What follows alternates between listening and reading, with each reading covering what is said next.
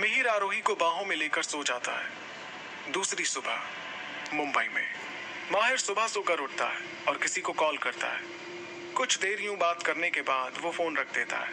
फिर खुद से ही कहता है, मिस निष्ठा, अब तुम्हारा बुरा वक्त शुरू हो चुका है। तुम्हारे थप्पड़ का बदला तो मैं ऐसे लूंगा कि तुम जिंदगी भर याद रखोगी। वो तैयार होता है और नीचे आ जाता है। सब पहले ही उसका डाइनिंग टेबल पर वेट कर रहे थे। वो सबके साथ नाश्ता करता है, फिर अग्निहोत्री कॉर्पोरेशन के लिए निकल जाता है। वही दूसरी ओर निष्ठा आज सुबह जल्दी उठ जाती है और स्टार एंटरटेनमेंट में पहुंच जाती है। आज ज्यादा काम नहीं था। वो माहिर से बचने के लिए आज कंपनी से जल्दी से निकल जाना चाहती थी। वो कंपनी के अंदर जाती है और लिफ्ट की ओर चल देती है। वो सामने ही किसी से टकरा जाती है। जैसे ही वो गिरने वाली होती है, वो इंसान उसे कसकर पकड़ लेता है। निष्ठा ने डर से अपनी आंखें कसकर बंद कर ली और खुद से ही मन में कहती है, आजकल हमें हो क्या गया है, किसी ना किसी से टकराते ही रहते हैं। वो धीरे से अपनी बड़ी बड़ी आंखें खोलकर देखती है तो सामने खड़े इंसान को देखकर खुश हो जाती है। वो इंसान भी उसे देखकर मुस्कुरा रहा था। सामने खड़ा इंसान विवेक था। वो एक बहुत बड़ा एक्टर था। उसने कम टाइम में ही बहुत पॉपुलैरिटी हासिल कर ली थी। उसने एक के बाद एक हिट फिल्म दी थी। समय के साथ उसकी पॉपुलैरिटी भी बढ़ती जा रही थी। निष्ठा सही से खड़ी होते हुए धीरे से कहती है, सॉरी। विवेक मुस्कुराकर कहता है, कोई बात नहीं, मैं ही सामने देखकर नहीं चल रहा था। निष्ठा उसे देखकर इतनी खुश थी कि उसे समझ नहीं आ रहा था कि वो क्या कहे। विवेक उसे देखकर मुस्कुराए जा रहा था। निष्ठा खुशी के साथ कहती है, हमें बहुत खुशी हो रही है कि हम आपसे मिले। हमने आपकी बहुत सी फिल्में देखी हुई हैं और हमें आपकी फिल्म बहुत पसंद आई है। विवेक कहता है, थैंक्स। वैसे आपका नाम? तभी विवेक का फोन बजता है। विवेक फोन को देखता है, फिर निष्ठा की ओर देखते हुए कहता है, मैं थोड़ा जल्दी में हूँ, हम कभी और मिलते हैं। इतना कहकर वो वहां से चला जाता है। निष्ठा भी मुस्कुराते हुए लिफ्ट के अंदर चली जाती है और सोचती है, ये बिना बॉडीगार्ड और बिना मास्क लगाए बाहर कैसे घूम रहा है? ऐसे तो हजारों लोग इसके पीछे पीछे जाएंगे। वो ज्यादा ध्यान नहीं देती और डांस एरिया में पहुंच जाती है। वहां सामने ही उसे ऋचा मिलती है। निष्ठा उसे देखकर कहती है, गुड मॉर्निंग। ऋचा मुस्कुराते हुए कहती है, गुड मॉर्निंग निष्ठा। दोनों बात करने लगते हैं।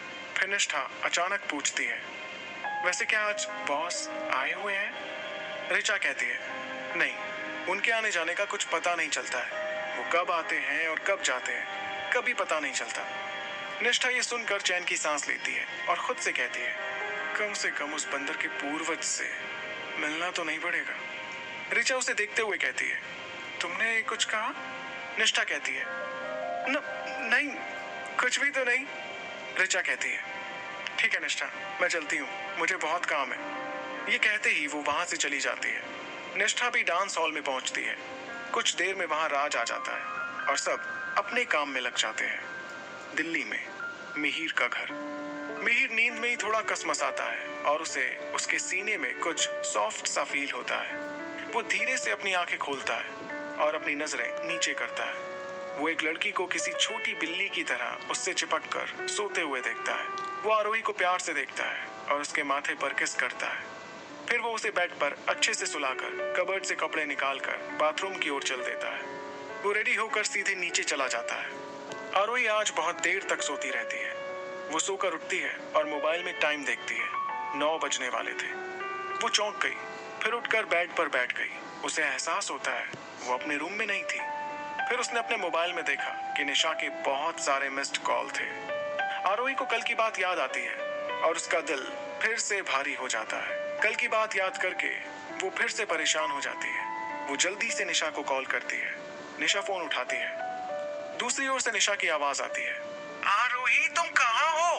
और तुम अचानक से कल कहाँ चली गई थी? तुम्हें पता भी है यहाँ क्या हो गया है?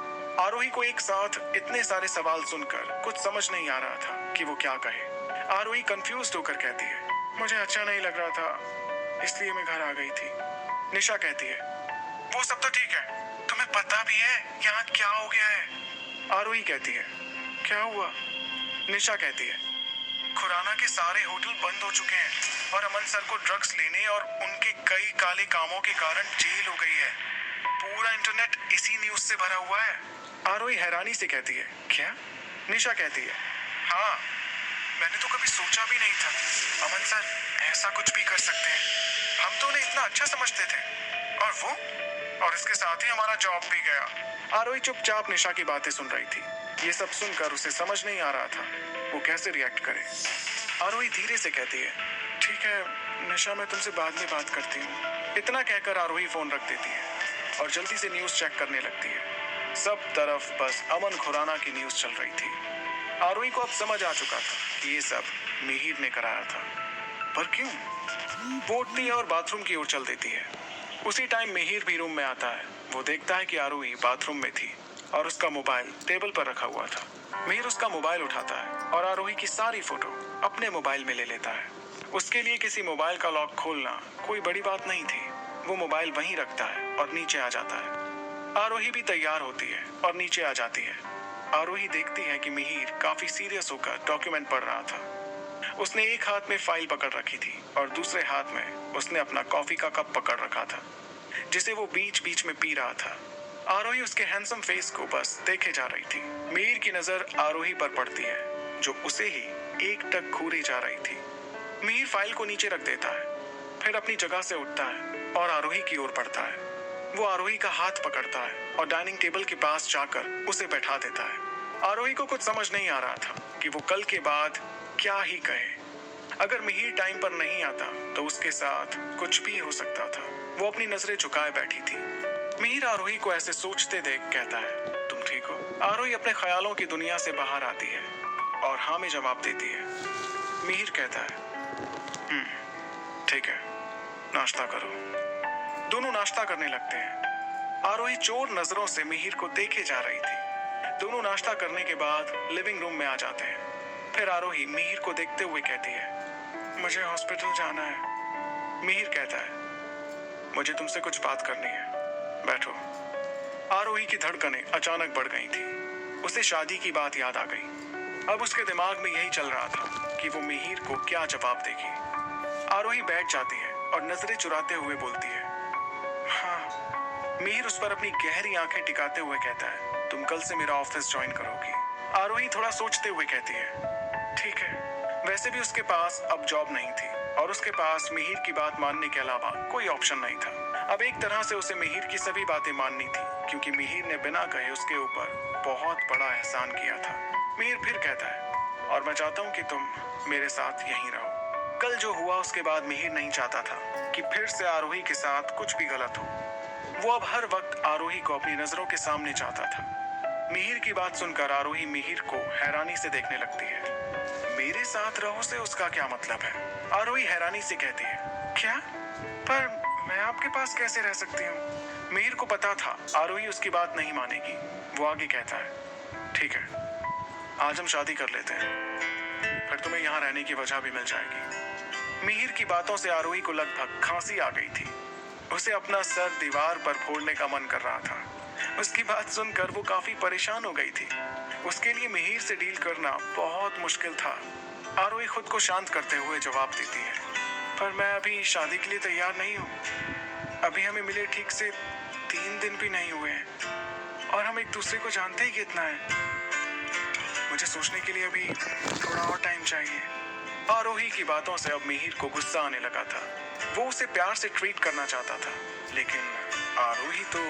मिहिर उसे अपने करीब खींच लेता है और उसकी आंखों में देखते हुए कहता है, अच्छा, कल जब तुम मेरी बाहों में सो रही थी तब तुम्हें याद नहीं आया कि तुम मुझे जानती नहीं हो? आरोही के पास बोलने को कोई शब्द नहीं बचे थे। वो अजीब सी कश्मकश में मिहिर को देख रही थी। मिहिर फिर खुद के गुस्से को कंट्रोल करते हुए कहता है, मैं तुम्हारी बात मानता हूँ, लेकिन अब से तुम मेरी गर्लफ्रेंड हो। आरोही के पास और कोई रास्ता नहीं था। वो बात को और नहीं बढ़ाना चाहती थी क्योंकि मिहिर अपनी सभी बातों पर सही साबित होने वाला था। आरोही कहती है, ठीक है, हॉस्पिटल चलते हैं, सब परेशान हो रहे होंगे। मिहिर अपनी जगह से उठते हुए कहता है, ठीक है, चलो। दोनों हॉस्पिटल के लिए निकल जाते हैं और उस वक्त फिर से दोनों के बीच खामोशी छा गई थी। दूसरी ओर मुंबई में निष्ठा का आज काम जल्दी हो चुका था। वो सोचती है कि आज अनाथ आश्रम जाना चाहिए। निष्ठा जैसे ही कंपनी से बाहर निकलने वाली थी, सामने खड़ा माहिर उसे ही देख रहा था।